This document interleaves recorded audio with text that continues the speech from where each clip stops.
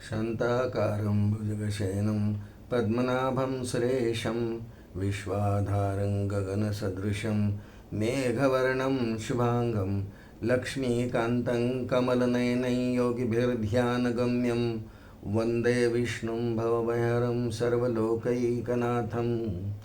गुरुर्ब्रह्मा गुरुर्विष्णुर्गुरुर्देवो महेश्वरः गुरुः साक्षात् परब्रह्म तस्मै श्रीगुरवे नमः।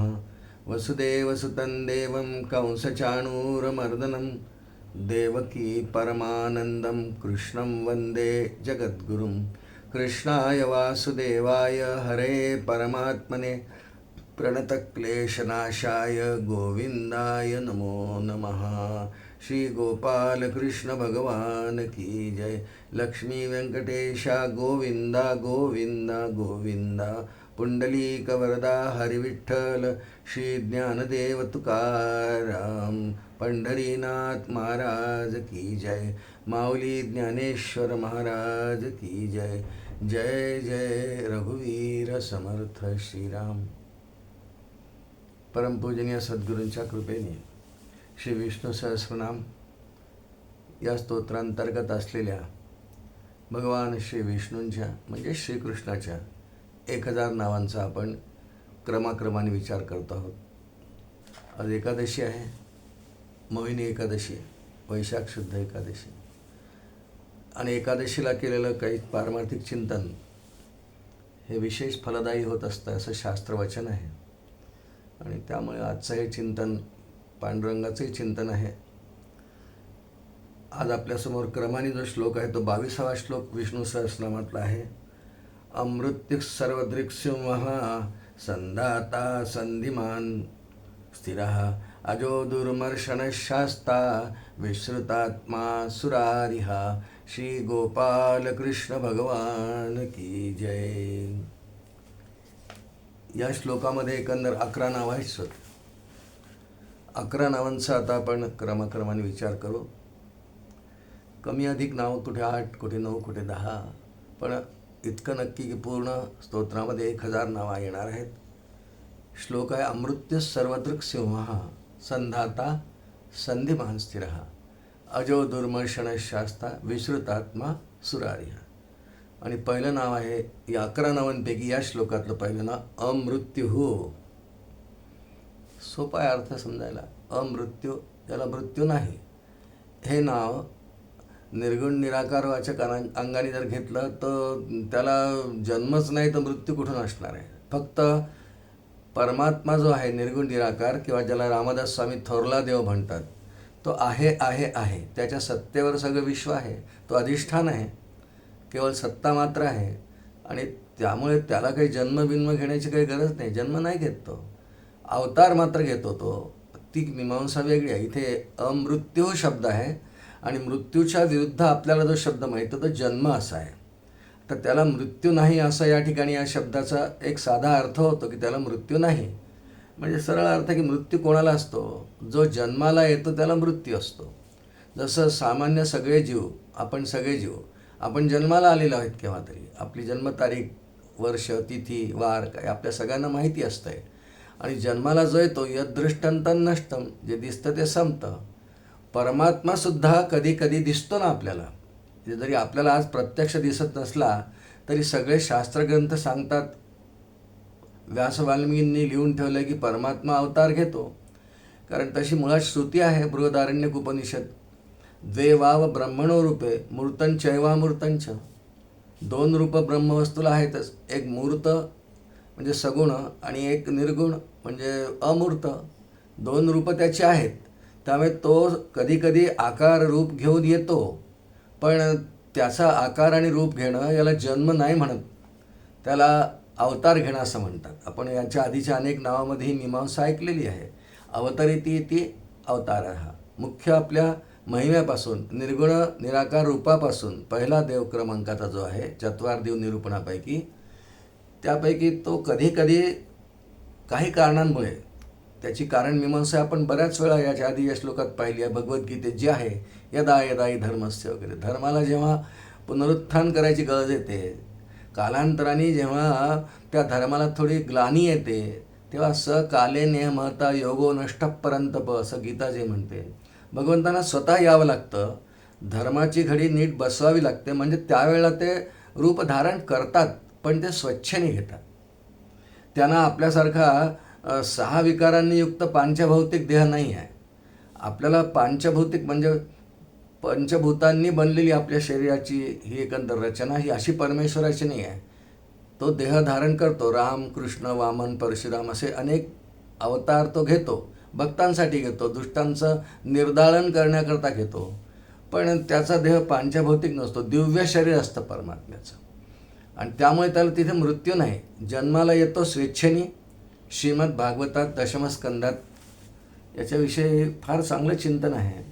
अगदी भगवंतांच्या जन्माच्या वेळी ते चिंतन आहे की परमात्मा अवतार का घेतो. तो स्वेच्छेने घेतो. आणि अस्यापि देव वपुषो मदनुग्रहस्य असा श्लोक तिथे आहे दशमस्कंदात. अस्यापि देव वपुषो मदनुग्रहस्य स्वेच्छामयस्य न भूतमयस्य कोपी.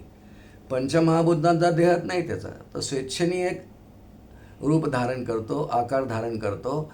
आणि मग अवतार कार्य संपलं. त्या अवतारातलं जेवढं त्यांनी नियोजित केलेलं आहे त्याचीच योजना, काही कार्य केलं त्यांनी, धर्माची घडी बसवली, दुष्टांचा संहार त्या युगातला त्या काळातल्या दुष्टांचा संहार केला की मग पुन्हा स्वेच्छेने अवतार संपून आपल्या मूळ स्थानात तो निघून जातो. म्हणजे पुन्हा निर्गुण निराकार जसाच्या तसाच तो राहतो. परंतु त्याला आपल्यासारखे 6 देहाला आपल्या जे धर्म आहेत, अस्ति, जायते, वर्धते, विपरिणमते, अपक्ष्यते, नश्यती, असे 6 धर्म त्या परमात्म्याला नसतात. अस्ति, जायते इत्यादी आपल्यासारख्या सामान्य देहधारी जीवांना, प्रापंचिकांना हे धर्म असतात. तेव्हा नश्यतीमध्ये त्यातला सगळ्यात शेवटचा नश्यती जो आहे त्याला आपण मरण असं म्हणतो. कारण जे जे दिसतं ते संपतं. उपजले ते नाशे, नाशिले पुनरपी दिसे, हे घटिका यंत्र जैसे परिभ्रमेगा असं माऊलीने ज्ञानेश्वर म्हटलं आहे. उपजे ते नासे. पण भगवंतांचा देह आपल्याला संपताना दिसतो. फक्त फरक इतकाच आहे की आपला देह आपल्या इच्छेने संपत नाही, त्याला काळ किंवा मृत्यू घेऊन जातो. ते भगवंताच्याच आज्ञेने कार्य करतात. पण भगवंतांचा तनू असा नाही आहे. ते स्वतः येतात, स्वतः जातात. त्यामुळे त्यांच्या येण्या जाण्याला जन्म आणि मृत्यू नाही म्हणायचं, म्हणत नाही शास्त्र. आणि म्हणून त्या अर्थाने इथे नाव आलेलं आहे अमृत्यू. फारच झालं की भगवान अवतार का घेतात. तुकोबांनी याचं फार छान वर्णन केलं आहे. घेणे झाले तुझं रूप आणि नाम, घेणे झाले तुझं रूप आणि नाम, पतित हे आम्ही दैव तुझे. जर तुला काही प्रारब्ध आहेच असं जर मानलं, वास्तविक तुला प्रारब्ध म्हणजे पूर्वकर्म नाहीच. तू आधीसुद्धा अवतारात काही क्रिया करतो, पण तुला कर्म म्हणून ते नाही. तू त्याचा करता नसल्यामुळे भोगता होत नाही. जो करता नसतो तो भोगता होत नाही. त्यामुळे तुला जर अवतार तू घेतो आहेस तर घेणे झाले लागे तुझं जन्म, रूप आणि नाम. का घेतोस तू हे? राम का झालास तू? कृष्ण का झालास? पतित हे आम्ही दैव तुझे. आम्ही पापी, पतित म्हणजे पापी. हेच तुझं भाग्य, हेच तुझं प्रारब्ध, हेच तुझं दैव. तसं तुला काही स्वतंत्र प्रारब्ध विचार नाही. तू कामच करीत नाहीस. काम केल्यासारखा दिसतो, पण तू कर्तव्यात कुठे गुंतून राहत नाही असं भगवान स्वतः गीतेतही बोलले. आणि कोणत्याही अवतारामध्ये तो वासनायुक्त कामच करत नाही. त्यामुळे वासना शिल्लक राहायचा प्रश्नच येत नाही.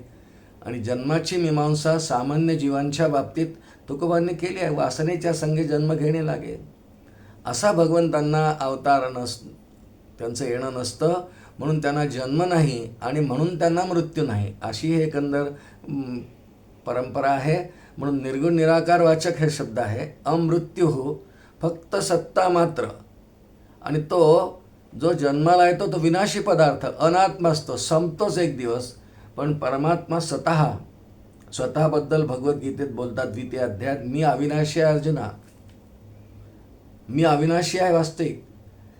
अविनाशी तू तद्विद्धी येन सर्वमिदं ततं विनाशमव्ययस्यास्य न कश्चित कर्तुमर्हसि. भगवान अगदी स्पष्टपणे बोलले गीतेमध्ये, मी अविनाशी आहे, मी संपत कधीच नाही.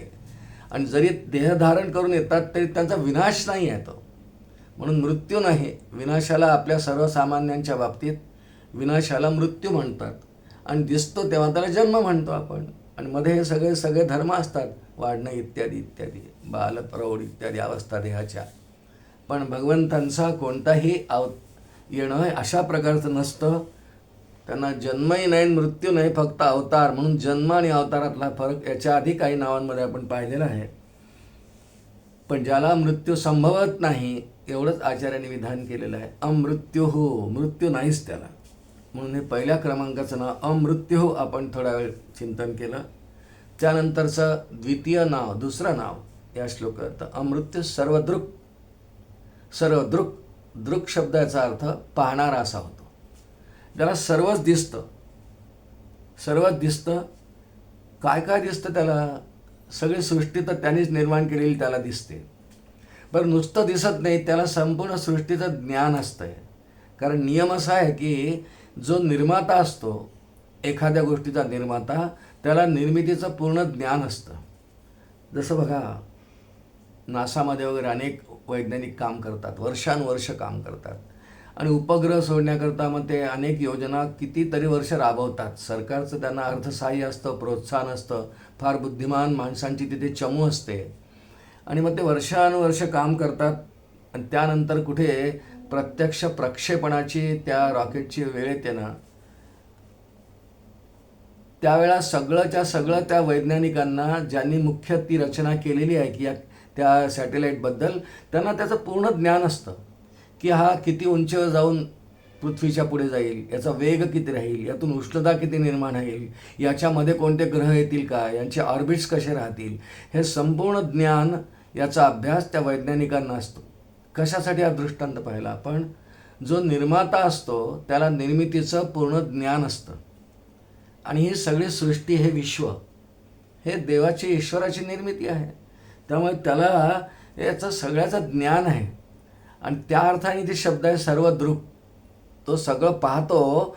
पाहतो शब्दाचा अर्थ जाणणे असा अर्थ होतो. जाणणे, पाहणे, जाणणे हा अर्थ होतो. म्हणजे समजावून घेणे, जाणणे, त्याचं ज्ञान होणे. आपण म्हणतो, एखाद्याने म्हटलं घरी समजा आंब्याचा रस केला, तर आंबा गोड आहे की आंबट आहे पाहावं थोडासा. तर आपण काय म्हणतो वाक्य की मी थोडासा चाटून पाहतो. पाहतो शब्द येतो. ऐकून पाहतो, खाऊन पाहतो, जाऊन पाहतो, करून पाहतो. कोणत्याही क्रियापदाच्या पुढे, ज्ञानेंद्रियांनी करणाऱ्या कोणत्याही क्रियेच्या पुढे सर्वात शेवटी क्रियापद येतं पाहतो. त्याला दृक् धात.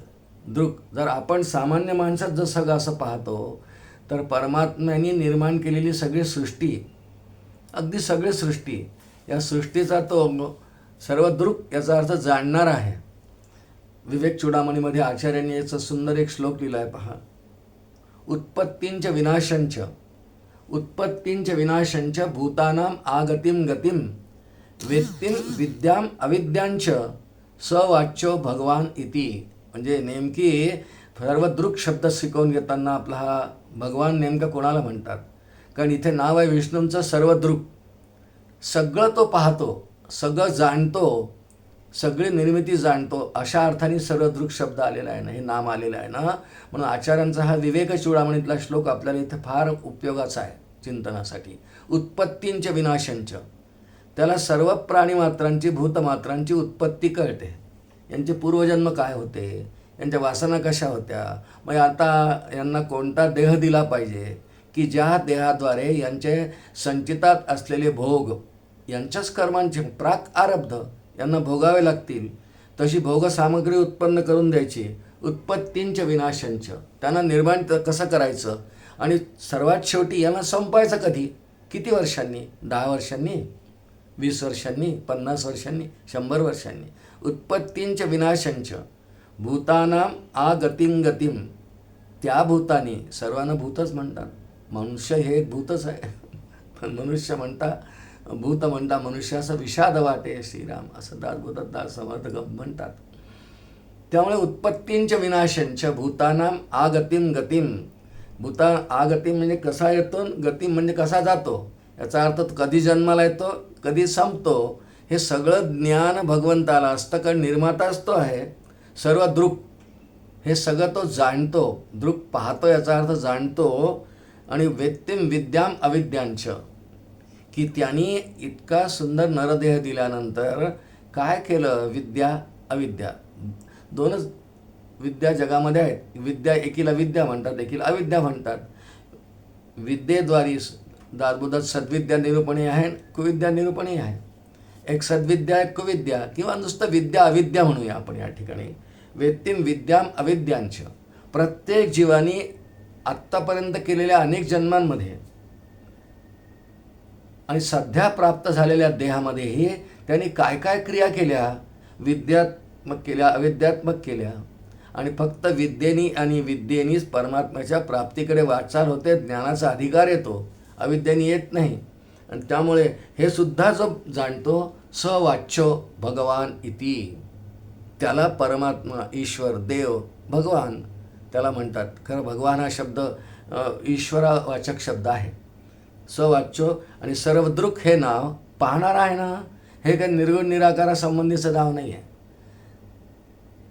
श्री विष्णू सहस्रनामातली नावांचा अर्थ समजून घेताना ते नाम कशाचं वाचक आहे हे जर समजून घेतलं तर फार कल्पना स्पष्ट होतात. सर्वदृक्, पाहणारा, जाणणारा, तो निर्गुण निराकार तर काही पाहत नाही, जाणत नाही, काहीच नाही.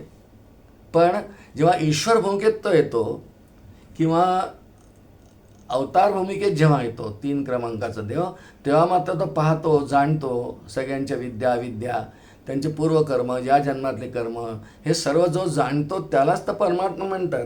म्हणून त्याला सर्वदृक् इथे म्हटलेलं आहे. आणि भगवान अर्जुनाला म्हणतात, अर्जुनाने प्रश्न विचारला कारण देवा, की तुला कसं काय कळतं रे, तू आणि मी तर आत्ता ह्या युगात जन्माला आलो, तुला कसं मागचं कळतं. भगवान म्हणाले, म्हणूनच तर मला कळतं, मी ईश्वर आहे ना. बहुनी मे व्यतीतानी जन्मानी तव चार्जुन तान्याम वेद सर्वाणी. तू आणि मी ह्यापूर्वी अनेक जन्म आपले झालेले आहेत, म्हणजे आपण आलेलो आहोत, पण ते तुला नाही आठवत, मला आठवतात. आणि असं सगळं आठवणारा परमात्मा आहे. सर्वदृक् त्या अर्थाने नाव आहे. ईश्वराचं हे ईश्वरवाचक नाव आहे. सर्वदृक्, सगळी कर्म सगळ्यांची पाहतो आणि तो सतत प्रत्येक जीवाची सर्व कर्म सतत पाहत असतो प्रत्येक क्षणाची. त्याच्या अनेक हेऱ्या, चंद्र, सूर्य, दिशा इत्यादी मार्ग बघतो, तो सतत पाहत असतो.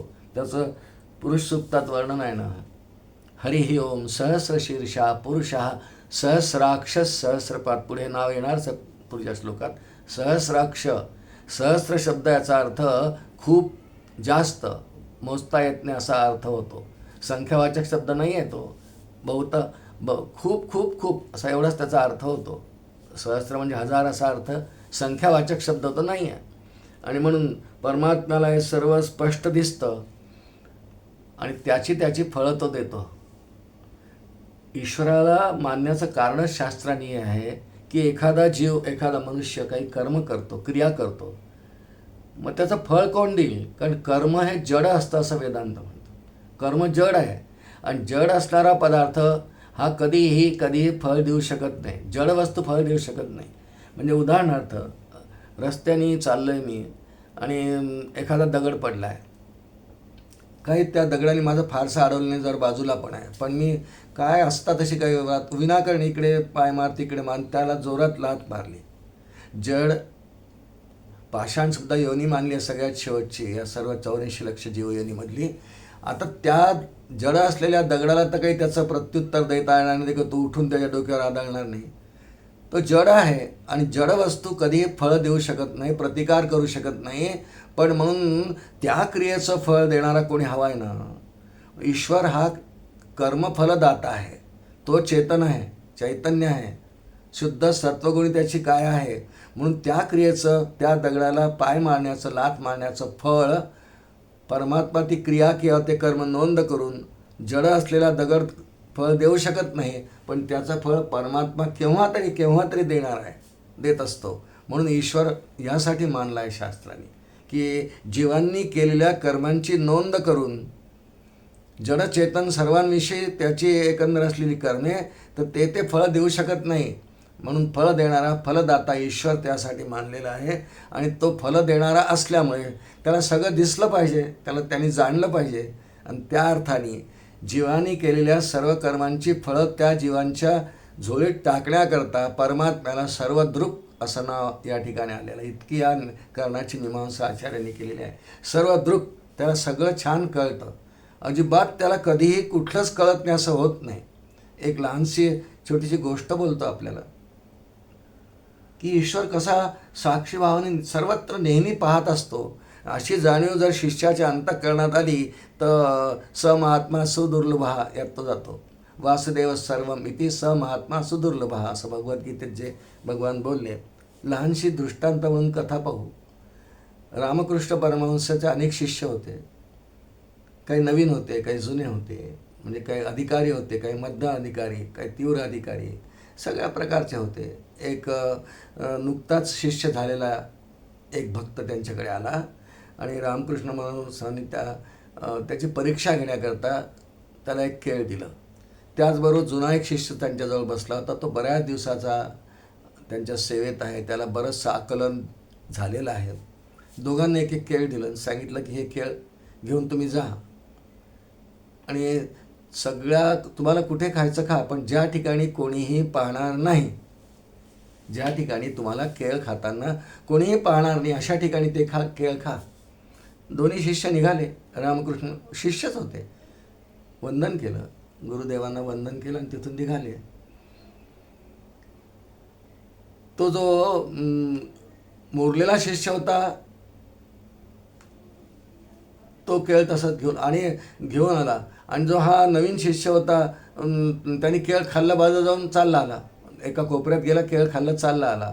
पण ज्याने मुरलेला शिष्य होता तो आलाच नाही संध्याकाळपर्यंत.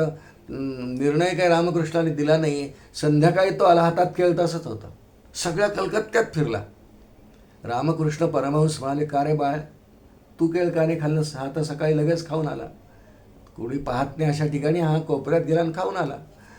तो म्हणाला, महाराज, मी सगळीकडे फिरलो, मी कोपऱ्यातही गेलो, गल्लीबोळात गेलो, मी अनेक ठिकाणी हिंडलो कलकत्त्यात, पण मला प्रत्येक ठिकाणी असं जाणवत होतं की तुम्ही माझ्याकडे पाहता. सर्व दृक् देव किंवा सद्गुरू ईश्वर सतत प्रत्येक प्राण्यामात्राची हालचाल पाहत असतो, नोंद करत असतो. सर्व दृक् तो आहे. म्हणून तो अत्यंत अधिकारी असलेला शिष्य ते केळ खाऊच शकला नाही, कारण रामकृष्णांनी सांगितलं होतं की ज्या ठिकाणी तुला कोणी पाहणार नाही अशा ठिकाणी केळ खायचं.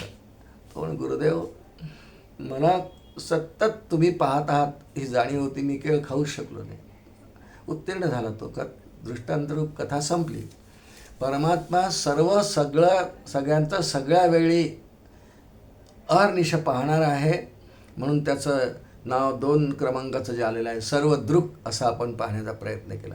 3 क्रमांकाचं नाव या श्लोकातलं आहे सिंहा. प्राण्याचंही नाव. सिंह शब्दाचा अर्थ तो प्राणीत आहे, वनाचा राजा आहे, जंगलाचा राजा सिंह आपण म्हणतो. अनेक प्राणी आहेत श्रोते हो. 84 लक्ष जीवयोनीमध्ये जलजा 9 लक्षाश्च दशलक्षाश्च पक्षिणा कृमयो रुद्ररक्षास 20 लक्षा गवादय असा श्लोक आहे. पुष्कळ आहेत आणि प्रत्येक प्राण्याला काही विशेष गुण परमात्म्याने दिलेले आहेत. जसं मुंगी तिच्या वजनाच्या 60 पट वजन ओढू शकते असं वैज्ञानिकांनी सिद्ध केलं आहे. पुष्कळ प्राण्यांच्या अनेक क्षमता आहेत. घार आकाशात उडते, 2 मैल उंचीवरून तिला खाली जमिनीवरून चालणारं तिचं खाद्य उंदरासारखं उंदीर वगैरे दिसतो. ही तिची क्षमता आहे. त्याच्यावर टेलिस्कोप आहे. प्रत्येक प्राण्याची वेगळी क्षमता आहे. गुणाप्रमाणे त्याचा धर्म आहे. सिंहाचा धर्म काय आहे? सिंहाचा धर्म, सिंह नाव का दिलं आहे हे 3 क्रमांकात या श्लोकातलं. त्याला सिंह का म्हणतात? भीष्माचार्यांनी नाव सिंह का म्हटलं? त्याचं भीष्म का म्हटलं? ते सिंह यासाठी म्हटलं की पराक्रम या अर्थाने सर्वात पराक्रमी वन्य प्राण्यांमध्ये, जंगलात राहणाऱ्या सगळ्या प्राण्यांपैकी अत्यंत पराक्रमी सिंह आहे. म्हणजे काय याचा अर्थ वाघ, बिबट्या, हत्ती, चित्ता हे काही पराक्रमी नाही असं नाही, पण या सर्वांपेक्षा सिंहाचा पराक्रम जंगलात राहणाऱ्या प्राण्यांमध्ये, वन्य प्राण्यांमध्ये सगळ्यात जास्त आहे. म्हणजे अत्यंत पराक्रमी या अर्थाने इथे सिंह नाव आहे. मग काय पराक्रम आहे देवाचा? सिंह त्याला नाव दिलं आहे. सिंह पराक्रमी आहे, जंगलाचा राजा आहे. मग हे नाव ईश्वरवाचक आहे बरं का. हे नाव ईश्वर आहे त्याच्या क्रियेप्रमाणे. संपूर्ण विश्वनिर्मिती याविषयी अनेक ग्रंथांमध्ये अनेक वर्णनं आहेत. कसं निर्माण झालं, मूळमाया, जडमाया, गुणमाया वगैरे पुष्कळ मोठं चिंतन आहे. परंतु सृष्टी निर्मिती हा भगवन मायेचा खेळ आहे असं वाक्य आपण ऐकतो. मायेचा आधार घेऊन ईश्वर मायापती आहे, मायेचा आधार घेऊन सगळी विश्वनिर्मिती करतो. आणि त्या विश्वनिर्मितीमध्ये एवढ्या किती अफाट विश्वनिर्मिती आहे. आपल्या कल्पनेत तर्कात बसत नाही इतकी मोठी विश्वरचना आहे. अनंत कोटी ब्रह्मांड नाही. किती तारे आणि ग्रह आकाशात आहे माहिती नाही. सूर्य किती आहेत आम्हाला एक दिसतो, पण दिवी सूर्य सहस्रस्य, अनंत कोटी सूर्य आहेत. आम्ही कल्पना नाही करू शकत. अतार्क्य महिमा तुझा गुण ही फार बाहे निधी, श्रुतिज्ञ ही म्हणे सदा, स्तविल आमची केविधी. आमची बुद्धी काय कल्पना कर. मोरोपंतांचा केकावलीतला श्लोक आहे. अतर्क्य महिमा तुझा गुणही फार बाहे निधी. फार तुझे आम्हाला नाही वर्णन करता आहे. सगळे विश्वरचनेबद्दल आपण पाहतोय केवढा पराक्रम आहे हो. एवढं विश्व निर्माण करायचं, त्याचं प्रतिपालन करायचं, त्याला सांभाळायचं आणि एक दिवस ते संपवायचं. तिन्हीसाठी पराक्रम पाहिजे. इतक्या मोठ्या सृष्टीला प्रत्येक क्षणाला सृष्टीमध्ये किती निर्मिती होती आहे, किती प्राणी जन्माला येतात आहे. मनुष्यच काय, सगळेच प्राणी सतत जन्म सुरू आहे, सतत येणं सुरू आहे, सतत प्रतिपालन सुरू आहे सगळ्यांचं, सगळ्या प्राण्यांचं, आणि सतत संहारही सुरू आहे. हाच तर पराक्रम आहे. परमेश्वराचा सगळ्यात मोठा पराक्रम या संपूर्ण सृष्टीचं प्रतिपालन, उत्पत्ती स्थिती लय करणं हा पराक्रम आहे. सिंह शब्दाची व्युत्पत्ती येते शास्त्रामध्ये. हिनस्ती इति सिंहा, म्हणजे सर्व प्राण्यांची हिंसा करू शकणारा. हिनस्ती इति सिंहा, हिंसा जो करतो. हरिण दिसलं खाऊन घे, बदक दिसलं खाऊन घे, बोर दिसलं खाऊन घे. ते जितके वन्य प्राणी फिरतात सिंहाला फार घाबरतात. डरकाळी जरी आली तरी आपापल्या आश्रयस्थानी जातात, बिळात जातील, झाडावर लपून बसतील, इत्यादी इत्यादी. नुसती डरकाळी आली तरी इतका पराक्रमी आहे, इतका त्याचा धाक आहे. सगळ्या वन्य प्राण्यांना सिंहाचा खूप धाक आहे. तो आहेच तसा. आणि सर्वांना तो भक्ष म्हणून खाऊ शकतो, तर भक्ष आहे त्याचं. म्हणून हिनस्ती इति सिंहा, जो सर्वांची हिंसा करू शकतो, त्यांना ठार मारू शकतो, असा सिंह. आणि म्हणून असाच भगवंतांचा सिंहासारखा पराक्रम आहे. इतक्या अफाट सृष्टी रचनेचा खेळ सांभाळणं आणि संहारसुद्धा करणं प्रलयकाळी, हे साधी गंमत नाही. आपण कल्पनाच करू शकत नाही भगवंतांच्या पराक्रमाची.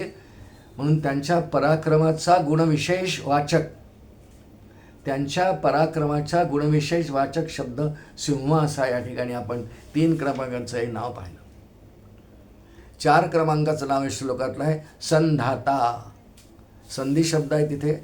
संधी याचा अर्थ ऐक्य करणे, संधिकाळ. 2 गोष्टी जेव्हा एकत्र येतात त्याला संधी म्हणतात. जसं दुपार आणि संध्याकाळ, अगदी दुपार संध्याकाळ किंवा संध्याकाळ आणि रात्र याच्यामध्ये काही जो वेळ येतो ना त्याला संधिकाळच म्हणतात.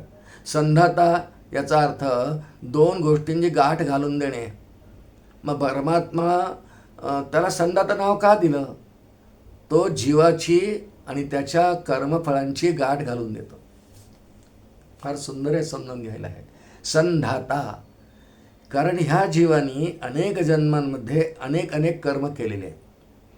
ती कर्म करताना जेव्हा काही चांगली केली, वाईट केली, काही पापकर्म केली, काही पुण्यकर्म केली, आणि शास्त्र असं सांगतं की पाप पुण्य समता घडे, तरीच नरदेह जोडे, एरवी हा देह न घडे, व्यासवचन भागवती. त्या प्रत्येक जीवाला, हे नरदेहाबद्दल आपण पाहतो आहोत, इतरही प्राण्यांचा एखादा दृष्टांत पाहू आपण. नरदेहाविषयी बोलताना त्यांनी काही पाप पुण्यात्मक कर्म केलेली आहेत.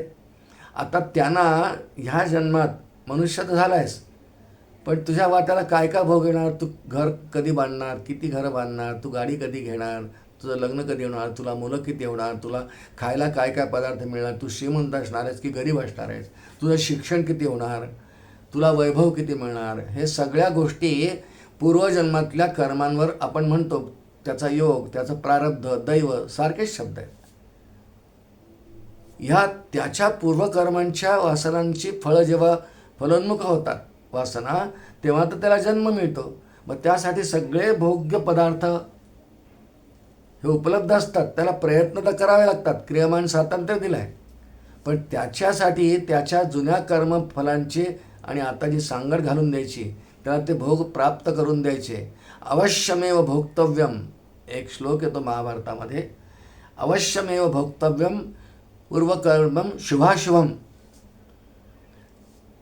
ना भुक्ते क्षीयते कर्म जन्मकोटी शतैरपी असा श्लोक येतो. केव्हा तरी कर्म करून ठेवलंय, कोट्यावधी जन्मानंतर सुद्धा ते फलोन्मुख होऊ शकतं, त्याला फळ मिळू शकतं. असं नाही की आत्ता कर्म केलं आत्ताच फळ मिळालं पाहिजे. कर्म फलदाता ईश्वर आहे की नाही. याच्या आधीच्या श्लोकात आपण शिकलो आहे की कर्म जड आहे, ते फलं देऊ शकत नाही. म्हणून कर्म फलदाता म्हणून ईश्वराची कल्पना केलेली आहे. तर ते अवश्यमेव भोक्तव्यम पूर्वकर्मम शुभाशुभम. शुभ अशुभ दोन्ही. वाईट केलं असेल तर तसे भोग भोगावे लागतील, चांगलं केलं असेल तर चांगले भोग भोगावे लागतील. पण ना भुक्ते क्षीयते कर्म जन्मकोटीर शतैरपी. ते भोग दिल्याशिवाय, भोग घेतल्याशिवाय ते कर्म संपतच नाही. मग त्या कर्मांची म्हणजे कर्मफलांची आणि जीवाची गाठ घालून देणं, हे काम ज्याचं आहे त्याचं नाव संधाता असं आहे. जीवाच्या पूर्वकर्मांच्या फळांची आणि आता प्राप्त झालेल्या देहाची गाठ घालून देणं हे भगवंतांचं कर्म आहे. एक दृष्टांतरूप छोटीशी कथा पाहू आपण. केवट गुहक जो आहे हा पूर्वजन्मीचा कासव आहे असं वर्णन आहे ग्रंथांमध्ये. तो भगवंतांच्या दर्शनाला आला क्षीरसागरावर. तो येतो आहे पोहत पोहत. लक्ष्मीदेवी पाय चुरतात आहे, वरती शेष आहे आणि त्याने विचार केला की पायावर डोकं ठेवावं, पायाला स्पर्श करावा. ती लक्ष्मीने त्याला हकलला, काय करतोस हे, तुझा अधिकारच नाही, तू तर प्राणी आहे, जा तिकडे. त्याने विचार केला ही जाऊ देत नाही लक्ष्मीदेवी आपल्याला विष्णूजवळ. तो मुखाकडून गेला, शेषाने फुत्कार टाकला. शेषाने फुत्कार केला, पण भगवंतांनी त्याच्या अंतःकरणातली ही भावना ओळखली की याला मला स्पर्श करायचा आहे, वंदन करायचं आहे. तथास्तु म्हटलं आणि पुढे राम अवतारात हाच कासव केवट किंवा गुहक झाला आहे. आणि जानकी देवी लक्ष्मण उपस्थित असताना त्यांना नुसतं पाहावं लागलं, पण भगवंतांनी गुहकाला पाद्यपूजा करू दिली आहे. त्या जन्मातलं ते कर्म साठवून ठेवलेलं वासनारूप ते भगवंतांनी ओळखून तथास्तु म्हटलं होतं. आणि म्हणून त्यांना भगवंतांच्या चरणांची पाद्यपूजा गुहक असताना करता आली. अशी कथा आहे ते रामायणामध्ये गुहकाची. जाणे भाव जैसा भाव जयापाशी तैसा देव तयासी. जाणे भाव अंतरसाक्षी प्राणी मात्रांचा श्रीराम, अशी समर्थांची ओवी आहे. आणि म्हणून आपण अर्थ पाहतोय संधाता. जीवांच्या कर्मांची, वासनायुक्त कर्मांची जेव्हा फलोन्मुखता होते, जेव्हा ती फळं द्यायला तयार होतात, त्यांची आणि जीवाची, देहधारी जीवांची गाठ पाडून देणे. फक्त मनुष्य देहधारी नाही, मांजर आहे, मुंगी आहे, कुत्रा आहे, गाय आहे, विंचू आहे, यांनासुद्धा काही भोग सेवन करायचे असतात ना. जरी आहार निद्रा भयमैथुनांचे इतकत असलं तरी त्यालासुद्धा भोगवस्तू लागतात. त्या सगळ्या भोग्य वस्तू, एखादी मुंगी बिळातून निघाली आहे, तिला साखरेचा कण हवा आहे तिच्या पिल्लांसाठी. भगवान तो साखरेचा कण बरोबर असा उपस्थित करून देतात. कोणी पूजा केली आहे, साखर बाहेर राहून गेली, लगेच मुंग्या येतात आणि घेऊन जातात. अनुभव असेल आपल्याला. साखर काही वेळ उघडी ठेवली, मुंग्या खूप येतात आणि ते साखरेचे कण घेऊन जातात. का? कारण त्यांचे कर्मांचे फल तिला ती आज साखरचा कण मिळावा हे असं कर्म तिने कधीतरी केलेलं आहे, ते फलोन्मुख झालं म्हणून तिला तो कण मिळणार आहे. सर्व प्राण्यांच्या आहाराविषयी, निद्रेविषयी, मैथुनाविषयी अशीच सांगड आपण लावून घ्यावी उपलक्षणीने. पण प्रत्येक जीवाला त्याचे पूर्वजन्मातल्या कर्मांची फलं उपलब्ध करून देणारा परमात्मा, म्हणून त्याचं नाव संधाता. सगळ्या प्राणीमात्रांचं संधाता या ठिकाणी अर्थ आहे. 5 क्रमांक नाव आहे संधिमान. मग तो त्या दोघांची गाठ पाडून दिली, मग ते घेईल कोण शेवटी? कारण भक्तांच्या जीवनात असे प्रसंग आहेत की भक्त कर्म करताना निष्काम रीतीने करतात. भगवान गीतेत बोलले श्लोक आहे, यत करोषि यदश्नासी 9व्या अध्यायात, यज्जोषि ददासी यत तपस्यासी कौन्तेय तत्कुरुष्व मदर्पणम. मग आता त्यांना त्यांच्या पूर्वजन्मातल्या कर्मांप्रमाणे पूजेची आवड, पूजेमध्ये काही पदार्थ ठेवले आहेत, फळं ठेवले आहेत, दूध ठेवले आहेत. भक्त तर म्हणतात हे मी तुला इदन्न मम, हे तुझंच तुला अर्पण आहे. मग ते घेणार, सेवन करणार कोण? शेवटी प्रत्येक कर्मफलाचा भोगता परमात्माच आहे, ही जाणीव भक्तांच्या अंतःकरणात जशी वाढत जाते. म्हणून या ठिकाणी भगवंतांचा एक संधिमान आहे. संधाता, संधिमान. कर्मफळाची आणि जीवाची गाठ घालून देणे. मग त्या जीवानी ते कर्म मला समर्पण करताना समर्पण करून दिले, तो तर भोगता राहिलाच नाही, करता नाही तर भोगता नाही, मग ते घ्यायचे कोणी? पण ईश्वरच त्याचा भोगता होतो. म्हणून फलाच्या उपभोगाने जो युक्त आहे किंवा जो स्वतःच फलांचा भोगता आहे, फळांचा भोगता आहे, म्हणून परमेश्वराचं एक नाव संधिमान असं आहे. हे सुद्धा ईश्वरवाचकच नाव आहे. कारण हे निर्गुण निराकाराला तर नैवेद्य वगैरे काहीच नाही आहे, त्याला द्यायचंही नाही घ्यायचं नाही. म्हणून हे सगुण साकार म्हणजे ईश्वरवाचकच हेही नाव आहे. त्याचं पुढचं नाव आहे भगवंतांचं 6 क्रमांकाचं या श्लोकामधलं स्थिरहा. सोपा अर्थ अगदी. एखादी वस्तू स्थिर आहे आणि जडवस्तू सहसा स्थिरच असतात. चेतनांमध्ये चेतनेमुळे हालचाल होते. जितके चेतन प्राणी आहेत, कुत्रा, मुंगी, गाय, मनुष्य, बैल, उंट, हत्ती, हे चेतन आहेत. यांच्यात हालचाल होते. आपल्या जागा बदलतात, पळतात, धावतात, झोपतात, गावाला जातात, पुष्कळ ठिकाणी हिंडतात, प्रवास करतात, इतर ग्रहांवरही जातात. हे स्थिर नाही. आपल्याला स्थिर पदार्थांची कल्पना जर भौतिक पदार्थांविषयी करायची असेल तर पर्वतांची करावी लागेल. ते एकाच जागी असतात. वृक्षांची करावी लागेल. वृक्ष काही आपल्याहून इकडून तिकडे जात नाही. पण हे स्थिरता, वृक्षांची स्थिरता, पर्वतांची स्थिरता आहेत ना. पुष्कळ पदार्थ स्थिर आहेत. आपल्या अनुभवाचे विषय आहेत की हे स्थिर आहेत पदार्थ. आपलं स्वतःचं घर बांधलेलं असतं, फ्लॅट असतो, तो स्थिर असतो. तो काही इकडून तिकडे घर जात नाही. जड वस्तू आहे ना ती, म्हणून जात नाही. परमात्मा स्थिर आहे पण जड वस्तू नाही, चेतन आहे, असा त्याचा फरक आहे. त्याला स्थिर नाव तर दिलं आहे पण ते वेगळ्या अर्थाने आचार्यांनी दिलं आहे. आपण फक्त सध्या भौतिकातल्या स्थिर वस्तूंचा विचार सध्या करतो आहे. असा परमात्मा स्थिर नाही. पण तरी देखील स्थिर शब्दाची आपल्याला जाणीव आहे, आपल्याला अर्थ कळतो. स्थिर म्हणजे जी वस्तू एकाच जागी राहते. जसं बघा, लहान मुलं काही भोवरा वगैरे फिरवतात. 2 भोवरे आहेत, 2 भावांना आणून दिलेले. एक भाऊ लहान आहे, एक भाऊ मोठा आहे. आणि त्या एका भावाला तो भोवरा, मोठ्या भावाला तो मोठा 10-12 वर्ष त्याला फिरवता येतो. दुसऱ्याच्या फक्त हातात आहे. तो मोठा भाऊ फिरवतो आणि म्हणतो, बघ माझा किती फिरला भोवरा. तो अस्थिर झाला. पण दुसरा 2.5-3 वर्षाचा भाऊ, त्याच्या हातात फक्त तो भोवरा आहे. तो नुसता स्थिर आहे, हालचाल काहीच नाही, हातात धरून ठेवलेला आहे. स्थिर पदार्थ आपल्याला कळतात, अस्थिर पदार्थ कळतात. पण जितक्या आपल्या जाणीवेतले पदार्थ आहेत स्थिर, हे सगळे शेवटी हे संपणारे आहेत, हे विनाशी आहेत. आणि जे विनाशी असतं ते कधीही स्थिर नसतं, असं मुळात तत्त्वज्ञान आहे. जे स्थिर असल्यासारखं वाटतं, पण जसं पर्वत हे स्थिर असल्यासारखे वाटतात, पण कल्पांतकाळी त्या पर्वतांचा सुद्धा लय होतो, ते नाहीसे होतात. त्यामुळे त्याची स्थिरता चिरकाल टिकणारी नाही. म्हणून परमात्म्याला जे नाव स्थिर असं आहे, हे त्याच्या स्वरूपात कधीही बदल होत नाही, असा अर्थ आचार्यांनी दिलेला आहे. आणि परमात्म्याची स्वरूप लक्षणं काय आहेत? सत्यम ज्ञानम अनंतम ब्रह्म, श्रुतीच आहे, तैत्तिरीय श्रुती. सत्यम ज्ञानम अनंतम ब्रह्म, सत्यवस्तू आहे, ज्ञानरूप आहे आणि अनंत आहे. ही त्याची स्वरूपलक्षणं स्थिर असून कधी बदलत नाही. म्हणून त्याचं एक नाव या ठिकाणी स्थिर असं दिलेलं आहे. आणि एवढे करून तो स्थिर आहे. आणि सर्व प्राणीमात्रांच्या कर्मांची आधीच्या नावात आपण ऐकलं आहे ते साक्षीभावाने सगळी पाहणी करत असतो. पण सगळ्याच वस्तू परमात्मा सोडून आणि संपूर्ण जगतामध्ये विचार केला तर एकच वस्तू फक्त स्थिर आहे, जिच्या स्वरूपात कधीही बदल होत नाही. आपण असं म्हणाल की मग प्रकृतीविषयी काय? आणि प्रकृतीचे जे घटक आहेत सगळे, पुढे आपण हे प्रकृतीचे घटक आहोत. हे सगळे प्रकृतीच काय, माया म्हणू, प्रकृती म्हणू, ही सुद्धा अत्यंत अस्थिर चंचल अशीच आहे. आणि केव्हा तरी एक दिवस ही सुद्धा संपणारी आहे, विनाशी आहे.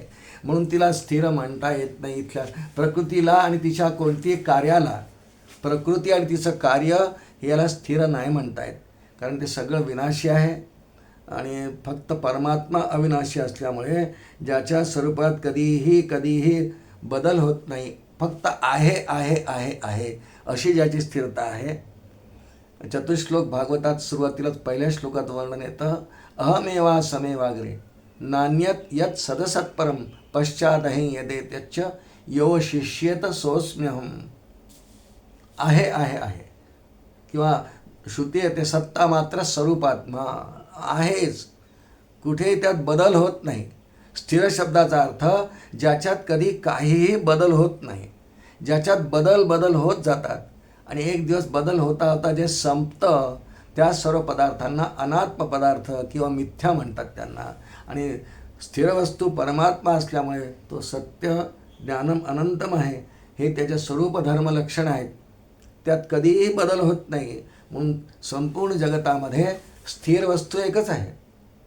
आपल्याला खूपदा असं विज्ञानात शिकवतात की सूर्य स्थिर आहे, चंद्र त्याच्या भोवती फिरतो, असा पुष्कळ ग्रह स्थिर आहेत, एका जागी आहेत. ते स्थिर एका जागी आहेत असं सगळं ठीक आहे, त्यांच्या ऑर्बिट्स आहेत, काही सतत भ्रमंती आहे, पण स्थिर आहे. आपल्या तुलनेत सूर्य फार स्थिर आहे. हे तुलनात्मक आहे. साधारणपणे एकमेकाच्या तुलनेमध्ये किंवा एकमेकाच्या गुणधर्मांप्रमाणे स्थिरता अस्थिरता आपण मानतो, पण जितके प्रकृतीचं कार्य आहे ना, त्यात सूर्यचंद्रही आले, हे सगळे शेवटी अस्थिरच आहेत. बदलतात आणि एक दिवस संपतात. म्हणून यांना स्थिर मानता येत नाही. स्थिर पदार्थ फक्त परमात्मा आहे. हे परमात्म्याचं नाव निर्गुण निराकार वाचक आहे. आणि हा परमात्मा नेमका स्थिर कसा आहे एवढं अगदी अनुभवाने जाणून घेण्यासाठी समर्थांनी मनाच्या श्लोकात वर्णन केलं आहे. जगीत याला थोरला देव म्हटलं आहे, जो स्थिर आहे त्याला. जगीत थोरला देव तो चोरला असे, गुरु विणतो सर्वथाही न दिसे.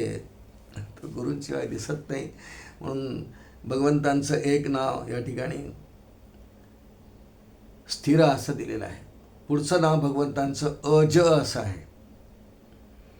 याच्या आधीसुद्धा 11व्या श्लोकामध्ये जे क्रमांकाने 95 क्रमांकाचं नाव आहे, एक नाव येऊन गेलेलं आहे, अजस सर्वेश्वर सिद्धी सर्वादित, असं आपण आधी चिंतन केलेलं आहे.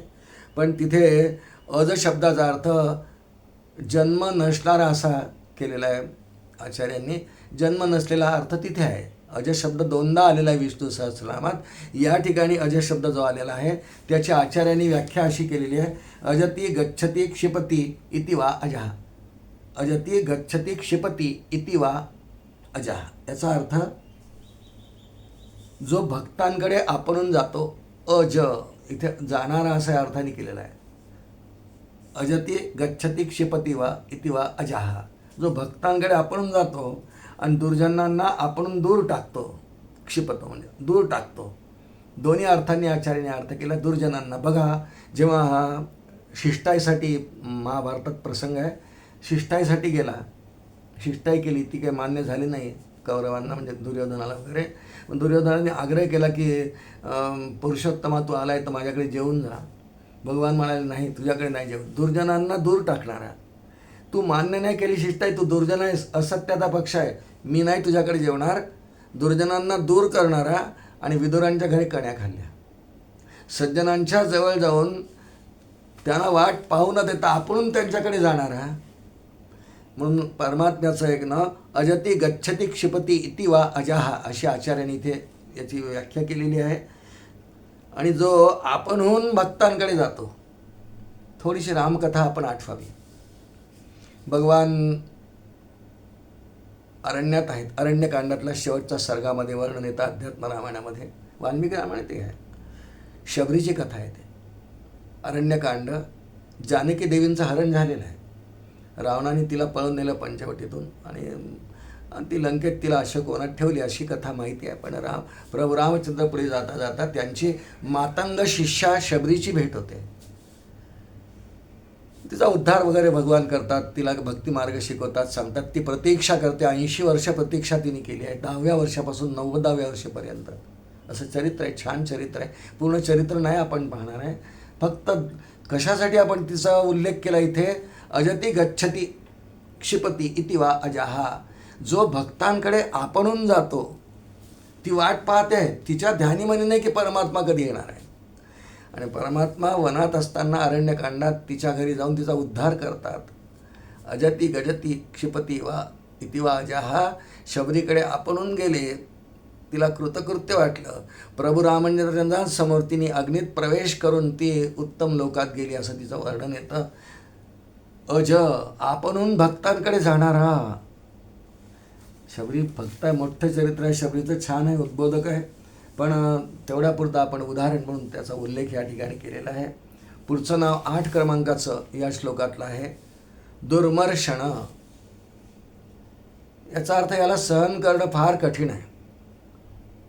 याचं स्वरूप, सामर्थ्य, सत्ता इतकी अफाट आहे की याला सहसा सहन करणं फार सामान्य माणसाला कठीण आहे. याची सत्ता अशी अपूर्व आहे, हा खूप खूप तेजस्वी आहे. सगुण साकारावे ईश्वराविषयी वर्णन सुरू आहे. निर्गुण निराकाराचं वर्णन हे नाही. दुर्मर्षण हे नावसुद्धा ईश्वरवाचक शब्द आहे. बघा, अर्जुनाला भगवंतांनी श्रीमद भगवद्गीता 11 अध्याय विश्वरूप दर्शन त्याला नाही बघावलं हो. त्याचे डोळे दिपून गेले. डोळे दिपून जाण्याची आपण कल्पना करावी. अत्यंत तेजस्वी आता त्याचं रूप आहे. त्याचं स्वरूप अत्यंत तेजस्वी, स्वरूप सामर्थ्य संपन्न, रूप धारण करून अर्जुनाला विश्वरूप दाखवलं, अत्यंत तेजस्वी. मग ते बघवेना अर्जुनाकडून. दुर्मर्षण, त्याला सहन करणं खूप कठीण. डोळे गच्च बंद करून घेतले अर्जुनाने. शेवटी भगवंत त्याला म्हणतात, दादा मी तुला दिव्य चक्षु देतो, तुला दिव्य चक्षु देतो, त्या डोळ्यांनी तू मला पाहू शकशील. दादा आम्ही दिव्य तेम चक्षु, मला तू पहा, दिव्य चक्षूंनी पहा.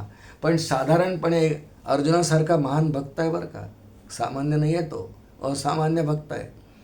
तो सुद्धा भगवंतांच्या स्वरूपात असलेलं तेज एक आहे. त्याचं सामर्थ्य वेगळं आहे, सत्ता वेगळी आहे, अत्यंत प्रभावी आहे. ते दुर्जनांना पण सहन नाही होत.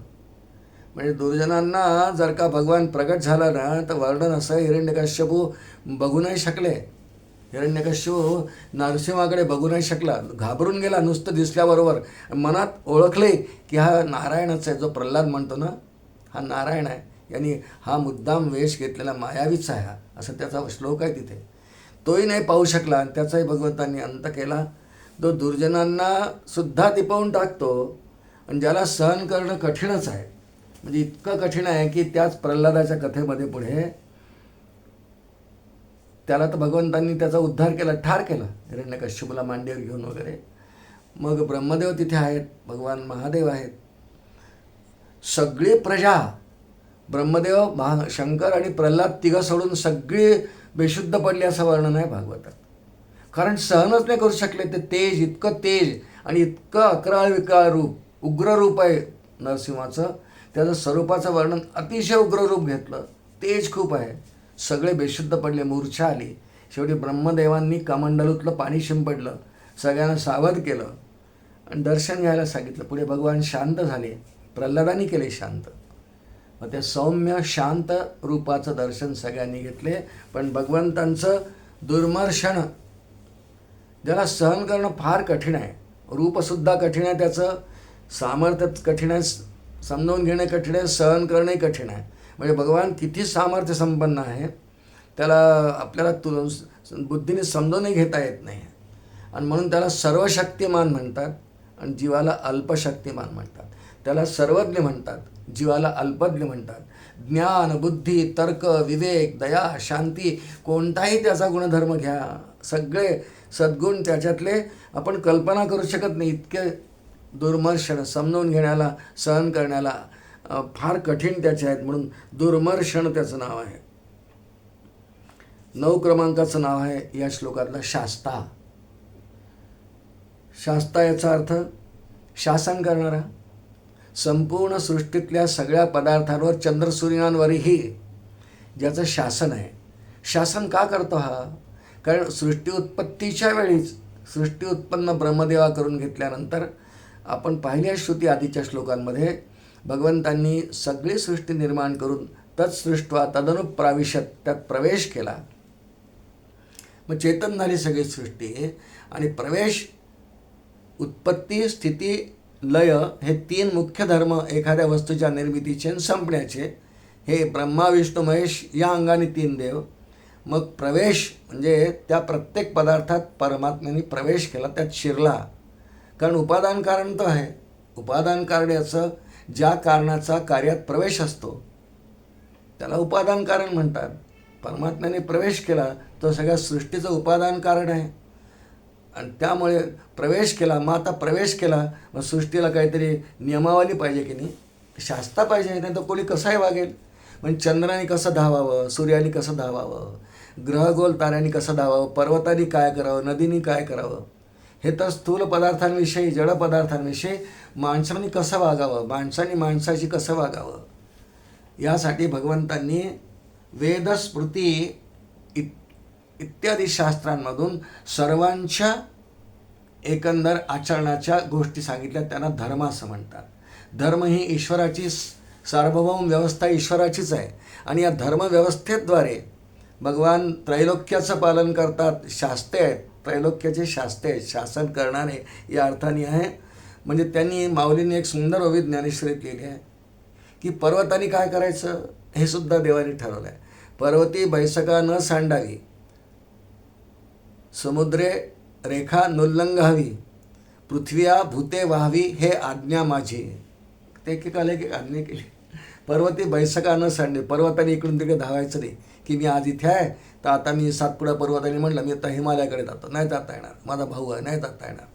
पर्वती बैसका न सडावी की हिमालयाने उद्या म्हटलं हिमालय उत्तरेकडून सोडून मी विदर्भात येऊन उभा राहतो, विदर्भातल्या लोकांना तर आनंद होईल, थंड थंड वाटेल, बर्फ दिसेल, पण नाही करता येणार कारण ईश्वराची आज्ञा नाही आहे. शास्ता तो आहे.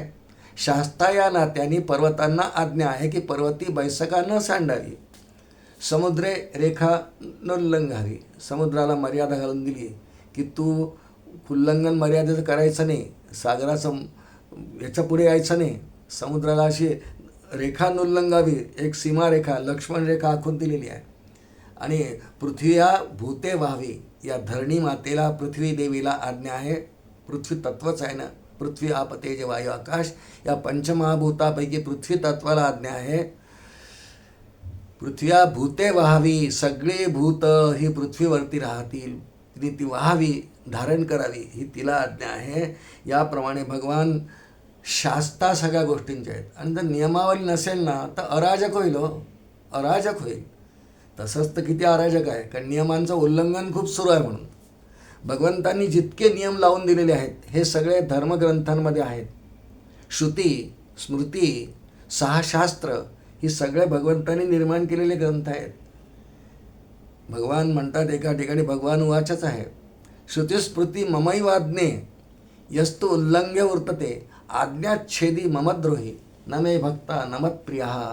श्रुतिस्मृती ममैवाज्ञे, माझ्या आज्ञेने श्रुती आणि स्मृती, स्मृतिग्रंथ असतात काही आणि काही श्रुतिग्रंथ म्हणजे वेदग्रंथ, उपनिषद यांना श्रुतिग्रंथ म्हणतात, उपनिषद वेद यांना. आणि पुराण ग्रंथ जे असतात त्यांना स्मृतिग्रंथ म्हणतात. जसं मनुस्मृती आहे. भगवद्गीतेला सुद्धा आचार्यांनी स्मृतिग्रंथ म्हटलं आहे. जरी सर्व उपनिषदांचं सार आहे तरी अनेक स्मृतिग्रंथ आहेत, श्रुतिग्रंथ आहेत. हे माझ्या आज्ञा आहेत. ह्यात सर्व जीवांनी म्हणजे वर्णव्यवस्थेप्रमाणे कसं वागावं याचं वर्णन आहे. वर्णव्यवस्था, आश्रमव्यवस्था या सर्वांनी सर्वकालीन आचरण कसं करावं, प्रत्येक युगात प्रत्येक वर्णाने कसं वागावं, प्रत्येक आश्रमातल्या माणसांनी कसं वागावं, ते वेगळं वेगळं आहे. म्हणजे जो आचार, वर्णांचा आचार त्रेतायुगात आहे तो आता कठीण आहे, तो नाहीच तसा आहे. प्रत्येक युगात भिन्न आचार पद्धती सांगितली. पण याचा सर्वांचा निर्माता, सांगणारा श्रुतिस्मृती ममैवाज्ञे ज्याच्या आज्ञेने आहेत, त्यामध्ये भगवंतांनी या सगळ्या आज्ञा शास्ता म्हणून लिहून ठेवल्या आहे, एक शासक म्हणून. जसं बघा, भारताची एक मोठी राज्यघटना आहे आणि त्यामध्ये काही नियमावली दिली आहे सगळ्या भारतातल्या सगळ्या कोर्टांमध्ये.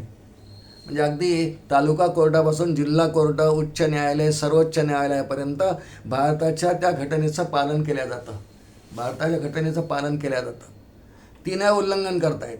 मग त्यात तुम्ही लोकसभेत मांडून सुधारणा करा, काही घटना दुरुस्ती करा, हे ठीक आहे. पण जोपर्यंत दुरुस्ती होत नाही तोपर्यंत घटना जशी आहे तशीच पाळावी लागते. अशी भगवंतांनी सगळ्या जीवांच्या सोयीसाठी, सुखासाठी, नुसती सोयीसाठी नाही, सुखासाठी एक सार्वभौम घटना जी निर्माण करून ठेवलेली आहे तिला धर्म असं नाव आहे. आणि त्या धर्माचाच निर्माता परमात्मा शास्ता या नातानी आहे. शासन, अनुशासन, काही नियम लावून दिलं तर एकंदर सृष्टीचं धारणा, तिची वाटचाल सुखकर होते, सर्वांच्या दृष्टीने सुखकर होते. कारण वेदांची सर्वश्रेष्ठ आज्ञा जी आहे, वेदमंत्रांमधला सर्वात श्रेष्ठ मंत्र, सर्व प्राणीमात्रांच्या सुखाची कामना करणारा मंत्र जो आहे, सर्वे सुखिनः सन्तु, संतु सर्वे निरामयाः सर्वे भद्राणि पश्यन्तु मा कश्चित् दुःखमाप्नुयात्. असा श्रुती जी आहे ना, सर्वांच्या सुखाची कामना करणारी ही श्रुती माऊली आहे. आणि म्हणून ही सुद्धा भगवंतांची निर्मिती असल्यामुळे भगवंतांचं नाव 9 क्रमांकाचं शास्ता असं आहे. 10 क्रमांकाचं नाव विश्रुतात्मा असं आहे. विश्रुतात्मा ज्याचं ज्ञान सत्यम ज्ञान अनंतम हे जे त्याचे स्वरूप लक्षण आहेत, याच्याविषयी श्रवण करून त्याच्या स्वरूपाचं आपल्याला ज्ञान व्हावं, त्याच्या मूळ स्वरूपाचं इतक्यांचं करून ही त्याची स्वरूप लक्षणं आहेत. सत्यम ज्ञानम अनंतम ब्रह्म ही ब्रह्मवस्तूची किंवा निर्गुण निराकार परमात्म्याची लक्षणं आहेत. ती सर्व आम्हाला लवकरात लवकर श्रवणाद्वारे परमात्मा कळावा. विश्रुतात्मा हे सर्व आम्हाला श्रवण करून, म्हणजे वाचून सुद्धा, वाचन हे काठिण्याने श्रवणच आहे, त्यांचा अर्थ समजावून घेऊन अर्थ निर्धारण करून आम्हाला ब्रह्मवस्तूचा साक्षात्कार झाला पाहिजे अशी उत्कंठा श्रवणाद्वारे ज्यांना होते. म्हणून भगवंतांचंच एक नाव विश्रुतात्मा असं आहे. सगळ्यात शेवटचं नाव 11 क्रमांकाचं या श्लोकामधला आहे. श्रोते हो, सुरारिहा. सुर अरिहा. सुर म्हणजे देव, अरी म्हणजे शत्रू, जो देवांच्याही शत्रूंचा नाश करणार आहे. देवांचे शत्रू कोण आहे? दानव आहेत. किती गंमत आहे. पण नाही, देव आणि दैत्य हे खरं भाऊ आहेत. पिताश्री एक आहेत, कश्यप महामुनी. दिती आदिती 2 पत्नी आहेत त्यांना. दितीपासून सगळे दैत्य आहेत, आदितीपासून सगळे देव आहेत. अगदी इंद्रच्या 12 आदित्य सगळे. मग यांचे काही ना काही कारणामुळे आपसामध्ये काही कलह भांडणं होत असतात. आणि त्यामुळे देवांना खूप वेळा जे विरोध करतात असे अनेक दैत्यांचा म्हणजे नाश करणारा जो आहे, देवांचे शत्रू जे आहेत त्यांचा नाश करणारा जो आहे, म्हणून याचं नाव सुरारी आहे. उदाहरण आपण कोणते समजून घ्या. रावण आहे, हिरण्यकश्यप आहे, कंस आहे, वगैरे वगैरे वगैरे. हे सर्व भगवंतांनी का मारले? कारण देवांचे विरोध करणारे आहेत. यातल्या प्रत्येकाला अशी कामना होती, रावणालाही, की मी त्रैलोक्याचा स्वामी आहे, मीच विष्णू आहे. सगळे देव बंदीत टाकून दिले. हो, देवांना वैरी मानणार आहे. मग देवांना ज्यांनी वैरी केलं, देवांच्या वैरी जो रावण आहे त्याचा नाश ज्यांनी केला, म्हणून सुरारी हा असे दुष्ट दैत्यांनी अनेक अवतारामध्ये भगवंतांनी समाप्त केले. त्यांना उद्देश नसलेलं नाव करणारा असा कोण आहे? रावणाचा नाश करणारा राम आहे. पण राम मुळात कोण आहे? ब्रह्मवस्तू आहे. राम ब्रह्मवस्तू आहे. कृष्णही ब्रह्मवस्तू आहे. कृष्णस्तु भगवान स्वयं असं व्यासांनी म्हटलं. एते चांशकला सर्वान कृष्णस्तु भगवान स्वयं असं वचन भागवतातच आहे. स्वतः भगवान आहेत. रावण असो, हिरण्यकश्यप असो, अनेक आहेत. हो, हे सर्व देवांना वैरी मानतात. आमच्या शिशुपालांनी काय केलं? साक्षात कृष्णाला तो वैरी मानायचा, खूप वैरी मानायचा. भगवंतांनी समाप्त केला, देवांचा वैरी समाप्त केला. आणि हे ज्याचं कार्य आहे, हे कार्य दाखवणारं हे नाव आहे. पण ईश्वराचंच नाव आहे सुरारी हा. ज्या कार्यातून तो दैत्यांचा संहार करतो, कारण देवांचे ते शत्रू आहेत म्हणून त्यांचा म्हणून नाश करतो. हा म्हणजे नाश करणार, शत्रूंचा नाश करणारा. कोणाच्या शत्रूंचा? सुर अरिहा. सुरारिहा म्हणून हे नाव 11 क्रमांकाचं या श्लोकामधलं श्रोते हो. सुरारिहा आपण पाहिलं. याप्रमाणे आज आपण श्री विष्णू सहस्रनाम या स्तोत्रातल्या 22व्या श्लोकाचा विचार केला. अमृत्यू सर्वदृक्सिंह संधाता संधिमान शिरा अजो दुर्मर्षण शास्ता विश्रुतात्मा सुरारिहा. आपण काही वेळाचं चिंतन करण्याचा प्रयत्न केला. मोहिनी एकादशी आहे आणि त्यानिमित्त चिंतन झालेलं आहे. आपण ते भगवान श्री गोपालकृष्णांच्या चरणी, विष्णूंच्या चरणी समर्पण करतो, सद्गुरूंना अर्पण करतो आणि वाणीला विराम देतो. श्री गोपाल कृष्ण भगवान की जय.